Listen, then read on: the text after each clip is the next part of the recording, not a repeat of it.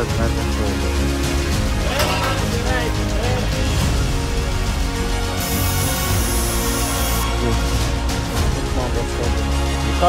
Лондон змея.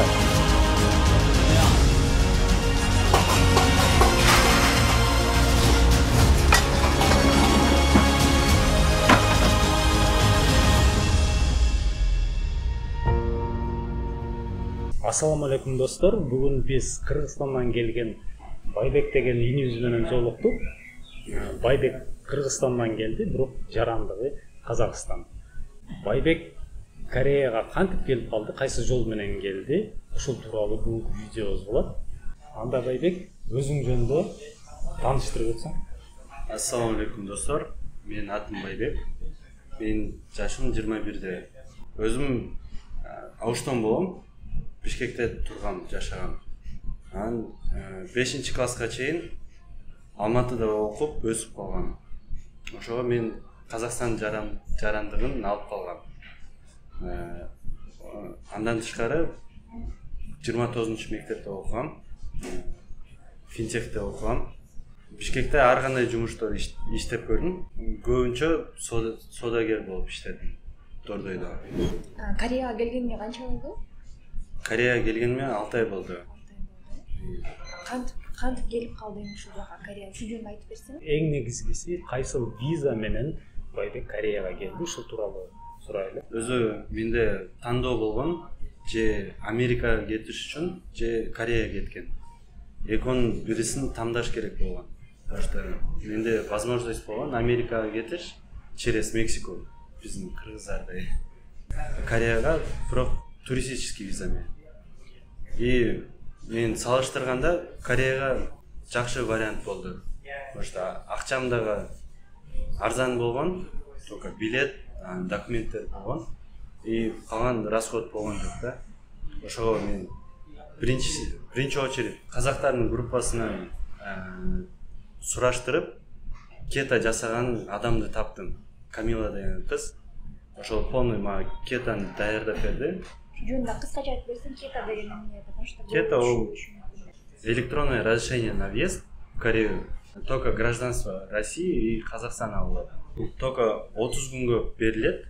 То есть 30 күнүн ичинде жүрө аласыз Кореянын ичинде. Бирок онун кичине проблемасы бар. То что границадан өзү өткөрбөй коюшу мүмкүн. Баарын эле өткөрөбү да? Баарын өткөрбөй, просто өзүн доказать этиш керек да, то что сиз туристический цель менен келдиңиз. Сизде канчалык көп виза болсо, если башка мамлекеттерге чыгып, же японский виза алып койсоңуз, өзүңүзгө жакшы да, жакшы вариант болот. Менде өзүм японский визам бар и мамлекеттерге барып келгем, как Армения, Грузияларга барып келгем. Ошол менде жакшы не болуп, визовый история болгон да. И мен эчтеке сурабай, суроо бербей, сразу өткөрүп койдум. Ошол границадан өтүп атканда таможенный контролдон ушундай ситуация болгон. Яны мындай көп деле сураганым жок. Документиңе карап, визовый историяңа карап туруп, сени карап туруп, турист экен, туристке окшош экен деп туруп, өткөрүп турам. Турам. Анан ошол жөнүндө айтып берсең, Казакстан группасынан таптың кызды. Анан услугасы канча экен, кандай документтерди жасадың? Услугасы кетан жибериш үчүн 14 000 теңге бердим. Теңге менен ол примерно 2 000 сом болот. Адан тышкары кета одобрение бергенден кийин, бир күндөн кийин QR код, бронь отеля, полный ошон даярдаш үчүн 20 000 теңге отдельно бердим. Полный ошон даярдап консультация берди. Андан тышкары мен билетке туда и обратно сатып алдым. Обратно кететін билетти ошон тапшыра турган кылып сатып алдым да. Возврат. Бул жака келгенде сиз уже калдың, ал билетти уже тапшырып алдың. Ошондо акчага бир сторонасын күйбөйт экен да.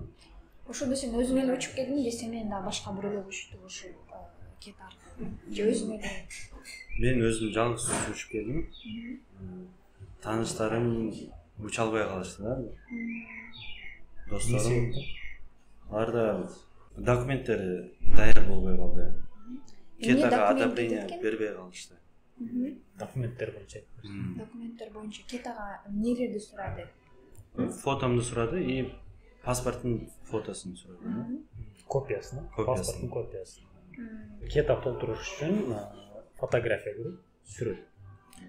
Паспорттун копиясы керек. Болду, ушул эле. Ошол эле документ. Учуп келдиң, ушул этаптар боюнча айтып берсең, учуп келдиң инчонгонун жильону кантип таптың, бул жакта тааныштарың бар беле? Ушул жөнүндө айтып берсең, потому что көбүнө кызык да, баргандан кантип квартира табам, айтып койсуңарбы деп. Мен өзү Кореяга чейин уже жумуштар издеп баштагам да. И бир жумушту таап калдым объявленияданчы, казахский группадан. Ташима морской капустаны собирать эткен жумуш. Акчасын да жакшы жазып койгон, проживание, питание бекер деп жазып койгон. Заранее сүйлөшүп, даярдап койгон да жумушумду. Аэропортко түштүм, таксиге отуруп, Сеулдун автобус бара турган жерге бардым. Вокзалга барып, ол где-то 350-400 километр аралыгыбыз болгон. Ошол 350 километрге автобустан отуруп, уже баргам да жумушка. Адашып, эптеп жетип алдым. Паромго отуруп, дальше островко жеттим. Жумуш өзү островдо болгон. Ошол жакта жумушка киргизип, биздин түрк досторубуз уже заранее сүйлөшүп койгон. Эртеси күнү уже иштеп баштагам. Ташима деген жумушта. Бирок эң биринчи жумушум болгон. И ошол жумушта акча кадап кетишти. Почти 1 айлык жумушум, 1 айлык акчамды бербей коюшту да. Ал жерде канча ай иштедиң? Ал жакта 2 жума иштеп, документ жасаткан кеткем. Конжу деген шаарга 2 жуманын акчасын берди, частично. Жарым акчасын берди. Мен ошол акчага барып документ жасап келгем. G1 деген виза тапшыргам. Беженецке. Анан кайта ошол эле островко келдим, дальше иштеген.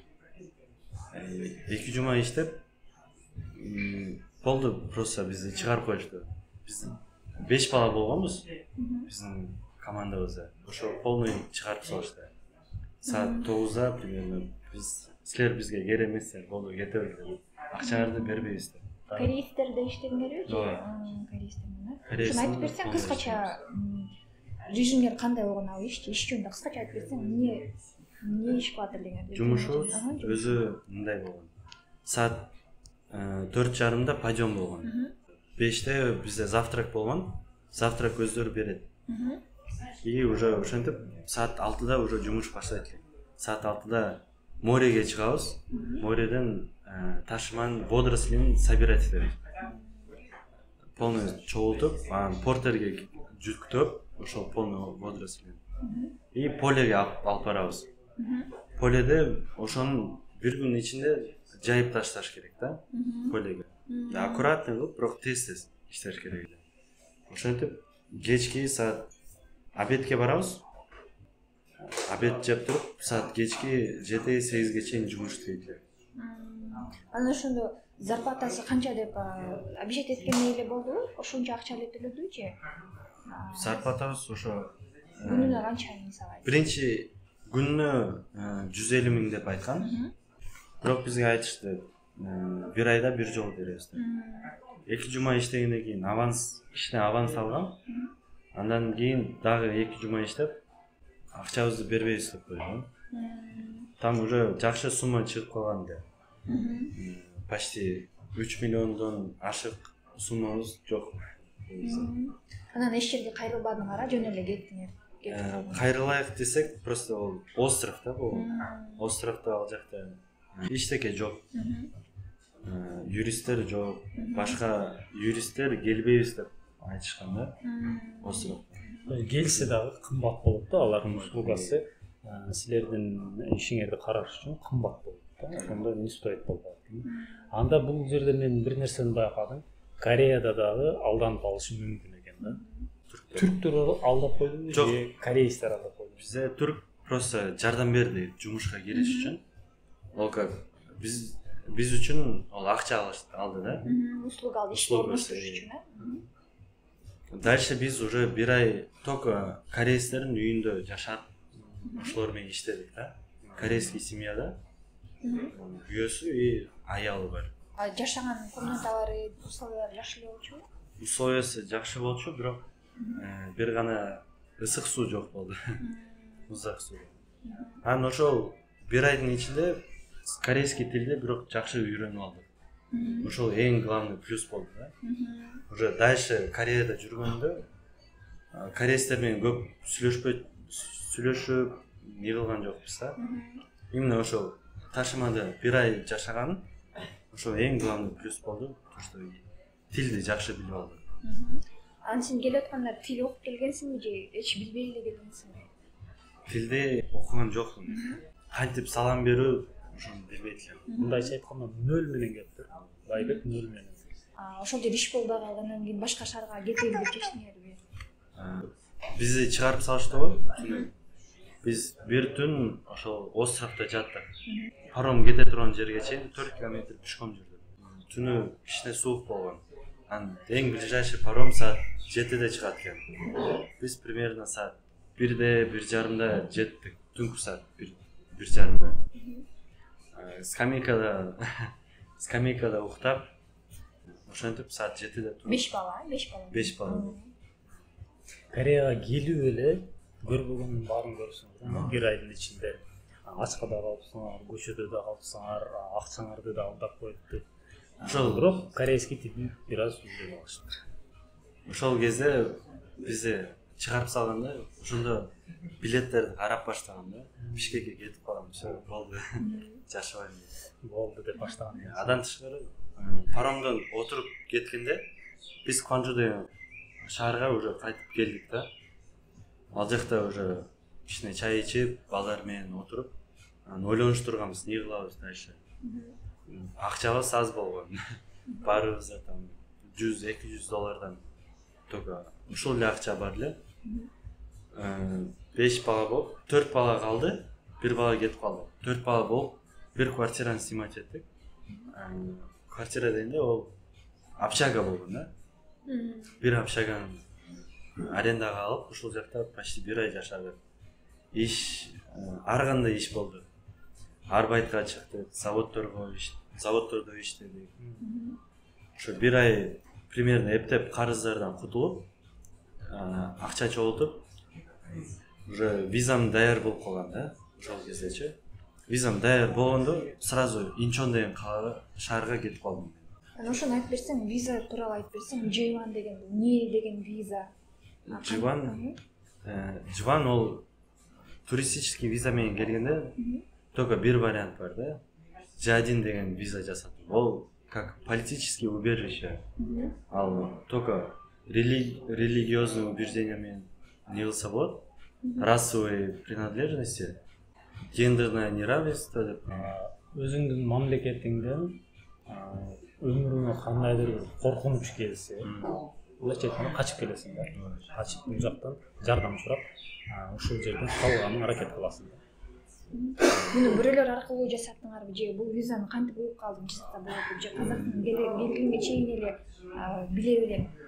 Аны өзү Инстаграмдан таап калдым, жасай турган адамдарды. Казакский группа бар, Казак Альянс деген. Ошол стористе чыгып калган да, то что J1 жасаткан жардам берет. Ошо сразу жазгам. И ошо 2 жуман иштеп кеттим деди го, Квонжуга. Ошол кезде ошо менен жолугуп, сүйлөшүп, ошо 800 000 сомго жасап берди. Бизге полный жардам берип, от үйдө жардам берген. Ушунда ал виза канча жылга берилет экен, кандай экен ошону айтып берсең? Ал виза каждый 6 ай сайын продлевать этип туруу керек. И примерно 2-3 жылдын ичинде собеседование чакырат.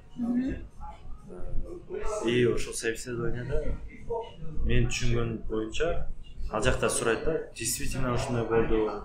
Ошону полный доказать этиш керек да, то что ушундай коркунуч бар өзүбүздүн шаарыбызда, өзүбүздүн мамлекетибизде. Бирок 80% отказ болот J1-дечи. Одан кийин апелляция подавать этсе болот. Апелляцияны да 1 жыл жүрсө болот. Бир апелляцияны 2 жолу апелляция этсе болот. Либо нелегал болуп калып каласыз, либо уже кайтып Бишкекке кетесиз да. Сен, например, көп эле туристический виза менен келип, туристический виза мененчи, например, Россиядан, Казакстандан келип нелегал болуп калышат го. Эмнеге сен именно J1га тапшырайын дедиң? Менде просто менде өзүм пландарым болгон Кореяда. Не только иш менен, башка пландарым болгон да. Ошого ма обязательно легально жүрүш керек болчу. Менде как запасной варианты Америка болот да. Если Кореяда бир нерсе болуп калса, то дальше уже Америка аракет жасайм. Анда сен ошол легалдуу жолду тандапсың да, чтобы мындай кийин дагы сага минус боло бербесин, тоскоолдуктар болбосун да. Өзүм будущийимди карадым да. Если азыр нелегал болуп бул Кореяда калып калсам, өзүмө минус болот да, то что анан Кореяга возможность болбой калат барыш үчүн. И барсам, жасасам деле кыйын болуп калат. Ошо легально жасап, если как план Б 4-5 жыл жүрүп, анан дальше Америкага кете турган болот. Ушул J1 визасын алдың, убежищеге тапшырып, сен статусыңды легальный кылдың да. Ушул кандай плюстар бар экен ушул? Самое главное, легально жүрөм.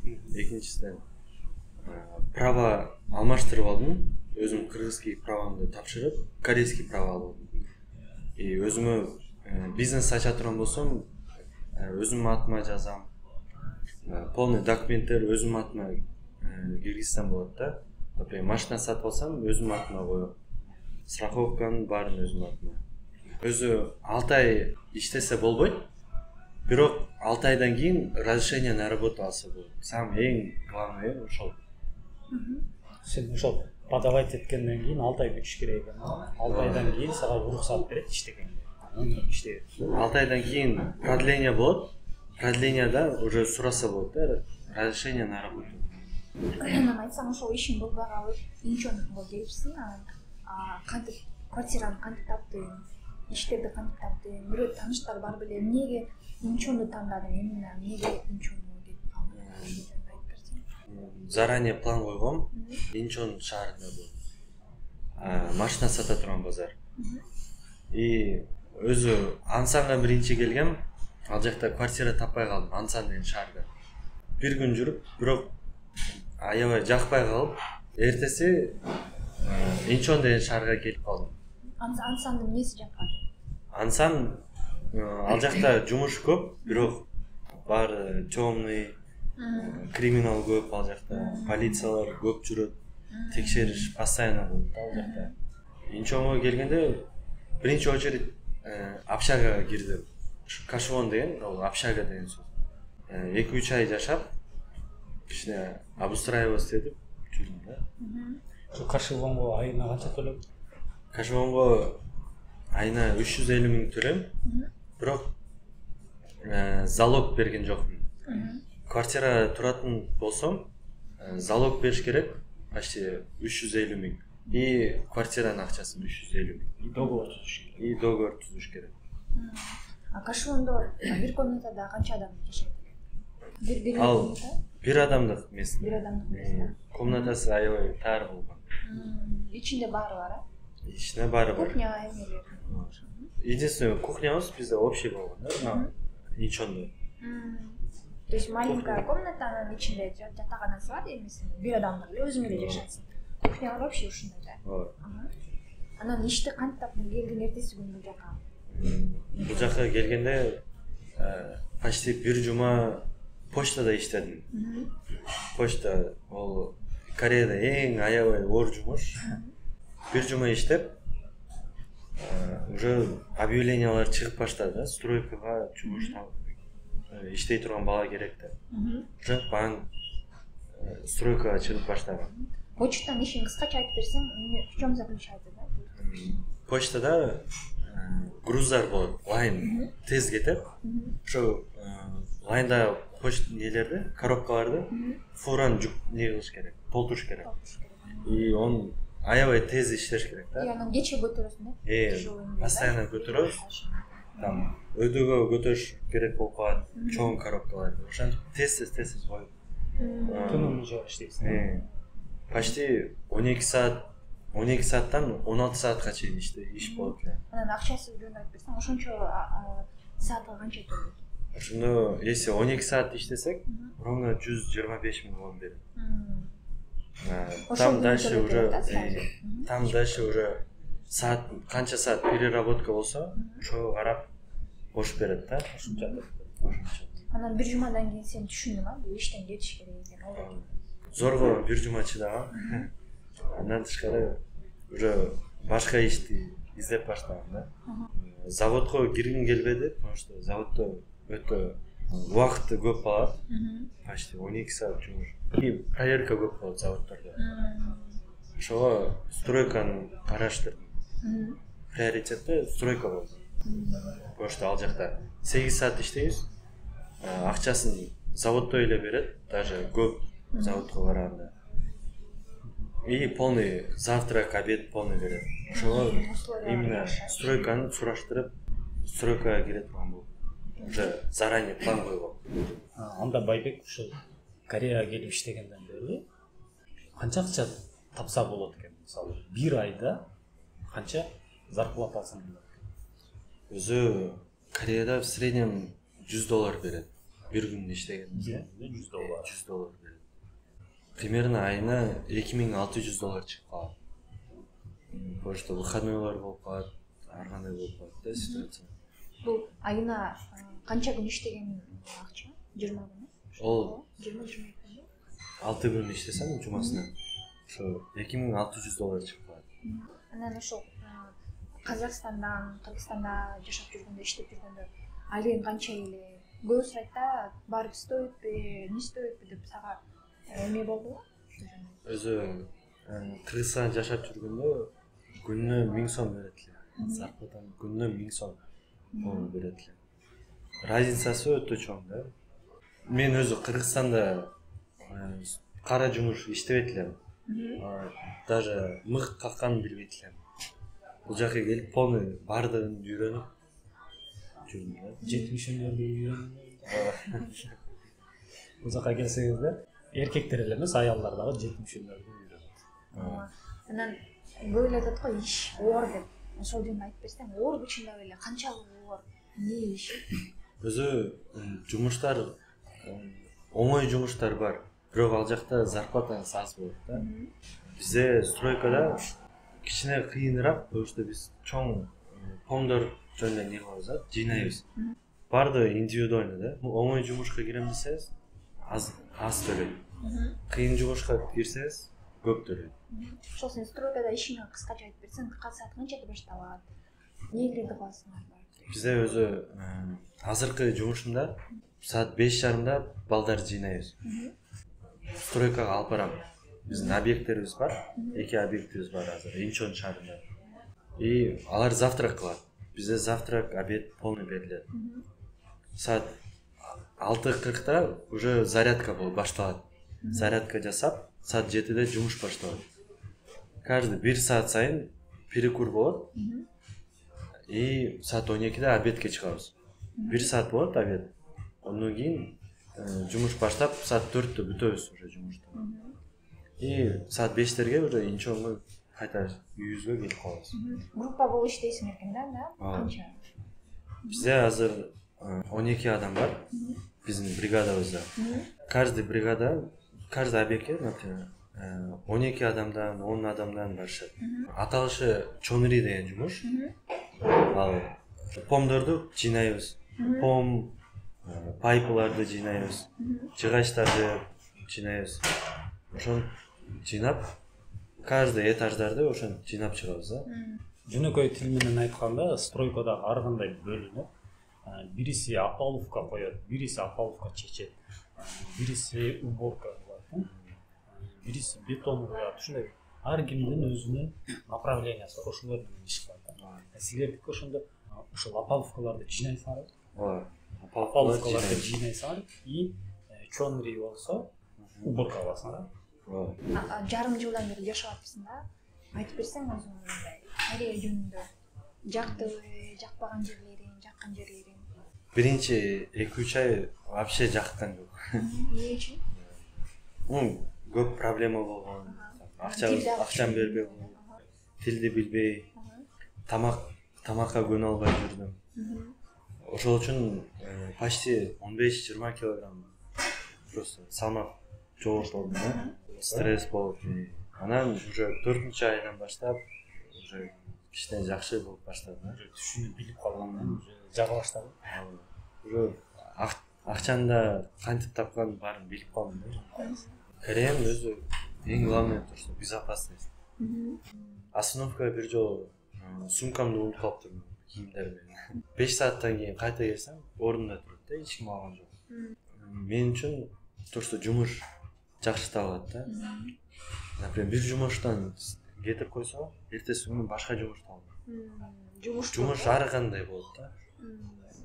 Күнүндө жумуш объявление толуп турат. И үчүнчүсүнөн Кореяда көп возможность бар да. Например, машина салганы, телефон салган, косметика салуу. Ушундай көп бизнес жасаса болот Кореяда. Сен үчүн эмнелер минус? Мен үчүн эң главный питание жактан минус болот да. Более диетический еда да, бул жакта. Рис менен салаттар только жейт. Өзүм жумушумда. Кымбат бул жакта жашоо. Бир күн выходной алып калсам, акча кетип калат да. Зарплатаң көбүнө жараша, расходуң да ошого жараша да. Эмнеге жумуш бул жакта көп? Себеби стройкалар, заводдор, укмуш көп аябагы. Бардыгына адам жетишпейт эч качан. Ошон үчүн бул жакта кандай адам келсе деле, легальный, нелегальный адам келсе деле жумуш таап кете берет. Себеби бул жерде требование жок, мындай разнорабочий, низкоквалифицированный жумуштар абдан көп. Ошон үчүн бүгүн бул жакта иштеп, эртең бул жакта иштеп, жумушсуз деле калбайсың. Эмне решение менен именно кандай болуп келдиң ушул айтсам? Бул ой каяктан келди? Каяктан келди? Каяктан пайда болду? Иш издеп, иш менен же кандай? Өзүм мен караштыргам кайсы жака кетиш үчүн варианттарды карап, Корея жөнүндө случайно билип калдым. То, что бизде кирсе болот. Как вариант катары карап койдум. Дубайды көргөм, Кореяны көрдүм, Американы и Европаны карагам. Эң экономный жумуш жактан жакшырагы Корея болуп чыккан да. Ошого караштырып, Кореяны тандадым да. Анан тааныштардан сураштырдым, кандай болот. Кореяда барып келген байкелер болгон. Ошолордон сураштыргам, кандай болот, кандай жумуштар бар, ошонун баарын сураштырып, уже даярдангам да. Ата-энең каршы болуп айтканда? Ата-энем кичине каршы болгон. Бирок мамам азыр наоборот Кореяда калып кал дейт. Мама наоборот жакшы болду, кээде акча менен жардам берип калам. Ошондо сеники биринчи максатың көп жаштарга окшоо эле Кыргызстандан чет жака чыгып иштеп келейин, көрөйүн деген максат болгон экен да. Ошон үчүн ар кандай варианттарды карадым. Анын ичинен Корея сага эң мындай оңоюраак сезилди. Ошон үчүн Кореяга келип калсың. Документтер боюнча алганда дагы туура оңой жол болуптур да. Бирок келечекте ушу Америкага барайын деген максатың барбы? Ооба. Эмнеге Америкага барбадың, Корея? Эмне үчүн? Именно мен барып аткан кезде каттуу через Мексику барып атканда каттуу көп наплыв адамдар болду да. Анан ойлодум да, то что может Америка азыр жумуш менен кичине кыйын болуп калат деп. Ошого как запасной вариант кылып койдум Американычы. Анан ошо алдыңкы пландарыңды айтып берсең. Мен эми машиналар салып баштадым. Авто на заказ жасап. Кайсы мамлекеттерге? Кыргызстанга, Казакстанга? Пока только Кыргызстанга жиберип атам машинаны. Дальше уже Казакстан, Россияга жиберип баштайбыз. Уже дальше офис ачабыз Кыргызстанда.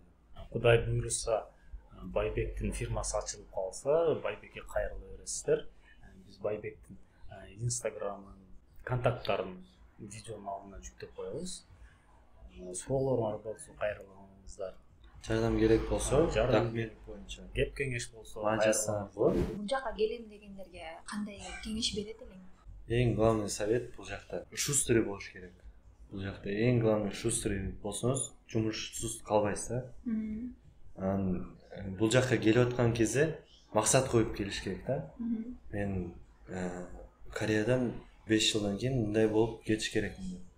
Главный максат бул. Ошондо мындайча айтканда, бул жерге келип иштеген стоит бекен? Потому что Россиядан да көп жазышат да. Барайын деп аттык эле барсак, стоит кандай депчи. Сен оюң боюнча? Менин оюмча бул жака иштеп келиш керек. Если иштей алам десеңиз, то келиш керек да. Просто убакытты өткөзүп жүрбөш керек. Кореяда аракет эси болбой калса, то башка жака аракет кыласың. Бир жерде турбаш керек да. Мен уже түшүнгөн боюнча.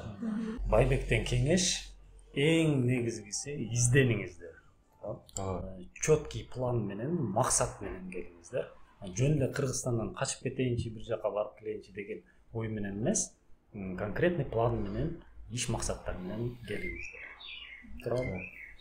Корейстер жөнүндө айтып берчи. Негизинен кандай экен бул адамдар? Корейстер, мен өзү английский жакшы билем. Мен ойлогом, что корейстер жакшы билет английский. Почти 80% корейстер билбейт английский. Тил менен кичине кыйналасыздар башында. Тилди билиш керек экен, а? Тилди билип келсе жеңил болот. Английскийди билем, мага жетиштүү болот десеңиздер, анда бир аз кыйналып каласыздар, Байбек окшоп. Келе тургандар сөз түрдө корейский тилди үйрөнүп келиңиздер. Азыр тилди жакшы эле түшүнүп калдым да. Азыр жакшы түшүнүп калдым, потому что күндө тилди үйрөнүп жүрөм. Интернет аркылуу, өзүм саджандары аркылуу, корейстер аркылуу жаттап жүрөм. Биздин шаарыбызда бесплатный курстар бар экен, бирок пока убакыт жетишпей бара албай атам да. Анда эмесе достор, мына ким Кореяга келем деп пландап аткан болсо, ойлонуп, барсамбы, барбасамбы деп ойлонуп атканыңар болсо, сиздерге мынаки живой пример Байбек окшоп эле коркпой эле изденип, тытынып, максаттарды коюп, пландарды түзүп келе берсеңиздер болот. Эчтекеден коркпоңуздар. Анда биз дагы Байбекке ийгилик каалайлы, ушу алдыңа койгон максаттарыңа баарын орундалсын. Ушинтип 21 жашында ушундай план коюп, бөтөн эле башка жерге, тил билбеген жака барып, бул да өзүнчө чоң эрдик да. Ушундай максат, ушундай эме болуш керек. Сага чоң ийгилик каалайбыз. Эгерде кимдин Россия жана Казакстан жарандыгы болсо, мына Байбек окшоп кет толтуруп, электронный виза толтуруп келсеңиздер болот. Бирок келгенден кийин эки жол болот сизде. Же легально, же нелегально калышыңыз. Бул тууралуу дагы Байбек өзү айтып кетти. Анда эмесе достор, негизи эле бул видео тууралуу сиздерде суроолор жаралган болсо, тартынбастан видеонун астына комментарийлерге жаза бергиңиздер. Баарыңыздарга жооп берген аракет кылабыз. Анда эмесе ушуну менен видеобузду жыйынтыктайбыз. Баарыңыздарга